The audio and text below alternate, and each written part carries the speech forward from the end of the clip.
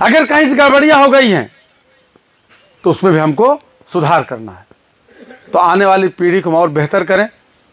इन चोरों और लुटेरों से, ये जो बेईमान चोर लुटेरे जो सत्ता में बैठे हैं, इनको हटाइए, सत्ता से बेदखल करिए, अच्छे लोगों का चयन करिए, खोज करिए। और एक बात हम ये बात और कहेंगे, आप लोग टमाटर खरीदते हैं, आलू खरीदते हैं तो 3 बार 2 बार का पलटत है, ठीक बात का तो गली सड़ितना है। लेकिन वोट जब आप देते हैं, वोट आपके बच्चों का भविष्य जो लिखता है, भविष्य निर्माण करता है, बजट आपके लिए देता है, आपके लिए नीतियां बनाता है, जो वहां वोट जब आप देते हैं और जांच परख करके वोट आप देने का काम करिए।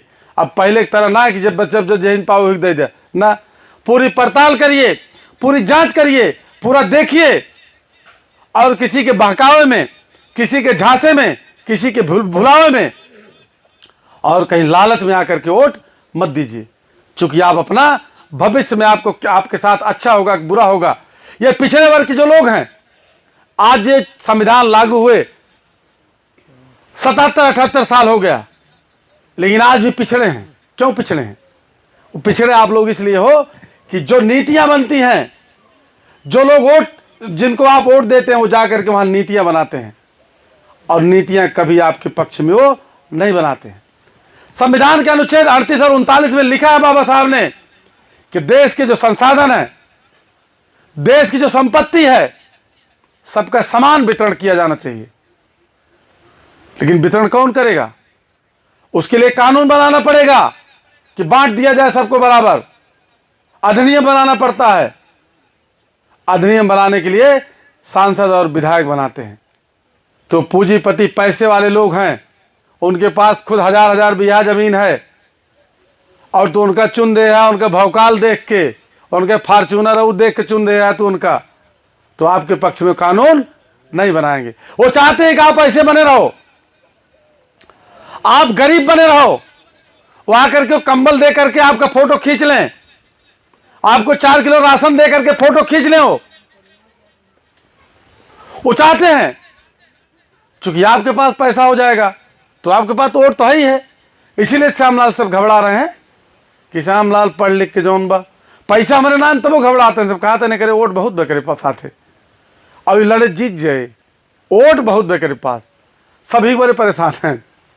इसलिए कोई तो अगर आपके पास पैसा आ जाए, आप देखते होंगे जितने लोग यहां बैठे हैं, चाहे कोई भी नेता आता होगा, उतों का कंबल दे दिए, रजाई दे दिए, पैसा दे दिए, लेकिन शिक्षा के बारे में बात वो नहीं करता। क्यों नहीं करता?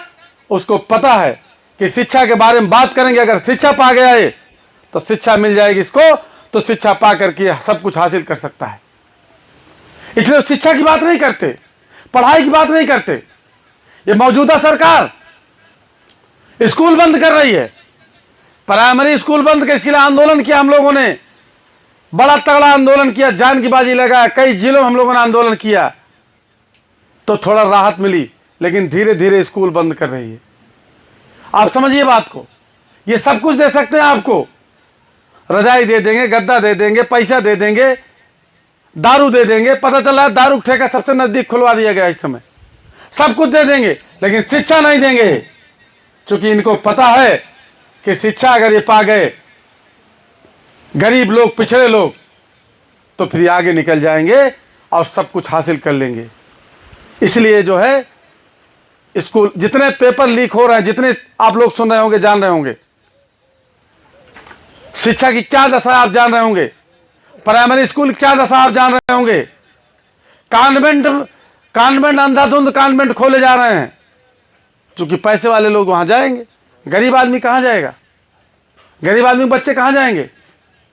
हम लोगों ने इस पर मोस्ट कल्याण संस्थान के माध्यम से गांव गांव निःशुल्क पाठशाला चलाने का हम लोगों ने काम किया और माननीय अखिलेश यादव जी से हमने बात रखा कि सरकार में आने के बाद जो प्राइमरी शिक्षा बर्बाद कर रहे हैं, बुनियादी शिक्षा बर्बाद कर रहे हैं हमारे बच्चों की, उस पर काम होना चाहिए। और हमारे स्पीच के बाद माननीय अखिलेश यादव जी ने भी अपने स्पीच में कहा कि बिल्कुल श्यामलाल निषाद मास्टर साहब जो बात कर रहे हैं, ये बात इनकी सही है, शिक्षा बर्बाद कर रहे हैं हम लोग, सत्ता में आएंगे तो शिक्षा को ठीक करेंगे।